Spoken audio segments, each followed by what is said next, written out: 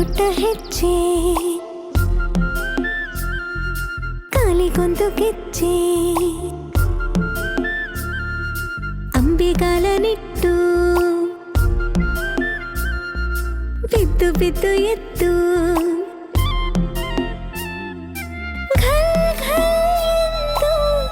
ನಾದವ ಮಾಡುತ್ತ ಓಡಿ ಬರುತ್ತಿಹಳು ಯಾರವಳು ಯಾರವಳು ಅವಳೇ ನಮ್ಮ ಕಂದಮ್ಮ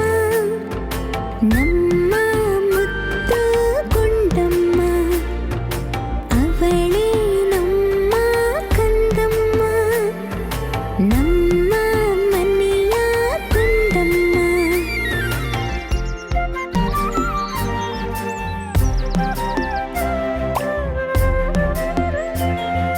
ಪುಟ್ಟ ಪುಟ್ಟ